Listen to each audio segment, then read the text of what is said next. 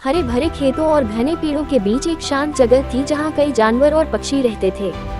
एक पुराने आम के पेड़ के नीचे एक समूह मुर्गियाँ भी रहती थी।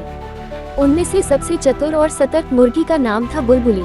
बुलबुली सिर्फ दाना चुगने और धूप सेंकने में ही नहीं, बल्कि हर चीज को ध्यान से देखने और समझने में यकीन रखती थी। जब बाकी मुर्गियाँ केवल दाना ढूंढती थी, वह आसपास के बदलते मौसम, आवाजों और खतरों पर नजर रखती थी।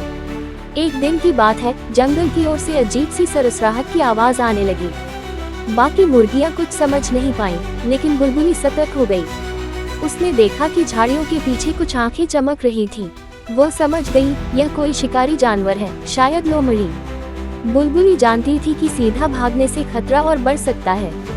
वो तेजी से अपने बाकी साथियों के पास गई और बोली, हम सबको मिलकर कुछ करना होगा। अगर हम चुपचाप बैठी रही तो वह हमें आसानी से पकड़ लेगा।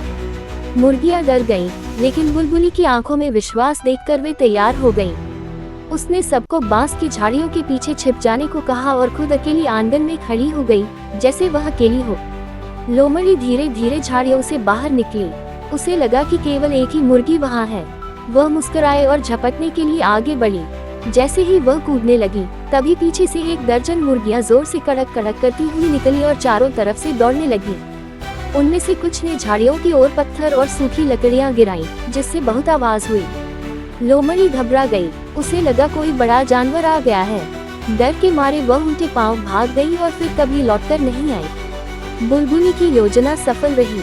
सारी मुर्गियां खुशी से झूम उठी। अब वे जान गए थी कि अकेले डरने से कुछ नहीं होता, मिलकर काम करने से कोई भी खतरा दूर किया जा सकता है। बुलबुली अब सिर्फ चतुर नहीं, सबकी नेता बन गई थी।